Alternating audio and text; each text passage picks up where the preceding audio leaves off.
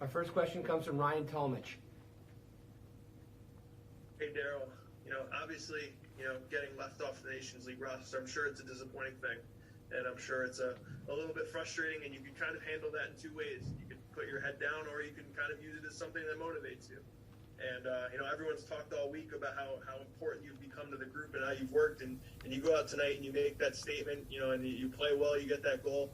How did you kind of use that to fuel you, and how important was it for you to kind of make that statement and kind of show what you were about tonight?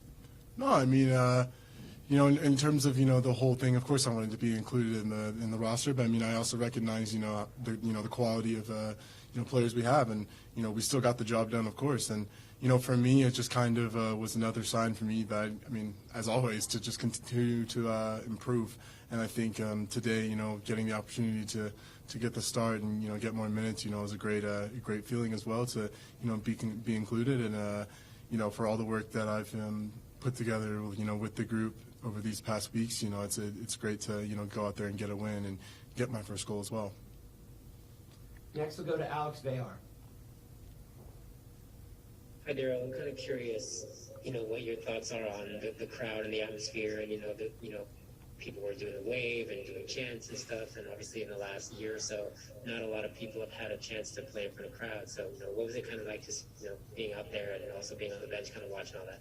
I mean, it was incredible to have fans, because throughout my career, I feel like for the most part, I've never had a full stadium. Everything has always either been limited or empty stadiums, and so even during the Nations League, being able to be in a stadium full of so many fans, and then this game today being able to play in front of them, it's it's a great feeling. I think it's something that you've always kind of looked forward to as a young kid, to be able to play in front of thousands and thousands of fans, and then of course to get the win and hear them cheering and doing the wave, and just how happy, and it was just a great environment in general.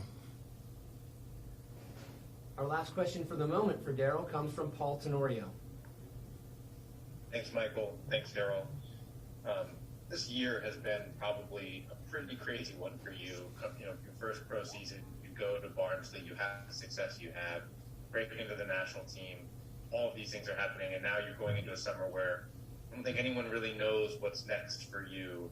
How are you handling all of this that's occurred, and what's your mindset about what might come next? Have you talked to Greg about it? Have you talked to the sporting department at Orlando about how the sale of the team might impact your future? How are you kind of approaching what comes next? I think for me, in terms of thinking about what's next, I kind of do what I've always done. I think, throughout college, throughout, playing with Orlando, Barnsley, with the national team, I've always kind of taken things step by step and let the things that might be out of my control and other things, kind of happen behind the scenes, and, work on what I control, whether that be training as hard as I can every day and, competing in matches. And I think for me, throughout this entire year, I've been, fortunate to have some success in terms of in all the levels I've been playing with, and I've been fortunate to be able to play alongside great players, play with great coaches, and continue to grow. And I think overall, in terms of my career, it's kind of been pretty hectic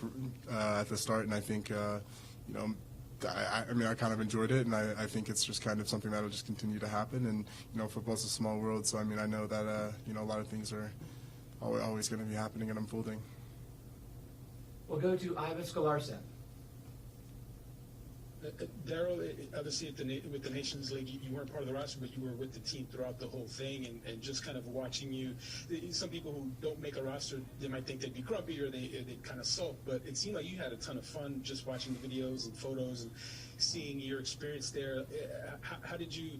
How was that experience for you, even though you weren't on the roster, but it looked like you took a lot away from it? And not to look too far ahead, but have you thought about the Gold Cup and the possibility of being a part of that? I know a lot can happen between now and then, potential transfers and whatnot, but have you thought about the Gold Cup as a possibility, as a chance for you to have that chance to showcase yourself in the tournament?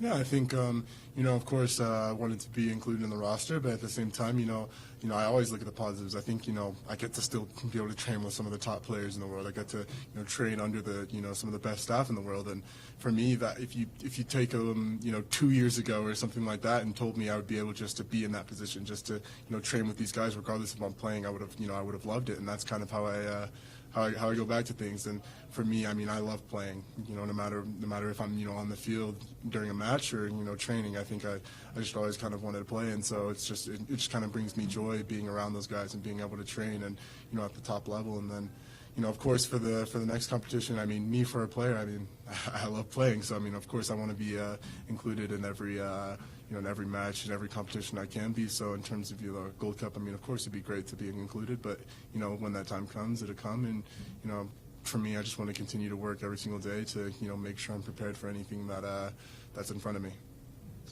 Our last question goes to Stan Steshkel. Thanks, Michael. And thanks, Daryl, for taking the time. Congrats on the first international goal. I'm sure that was a cool moment for you. Obviously, it is uncertain. You've talked about that in terms of what comes next for you. But what do you want next?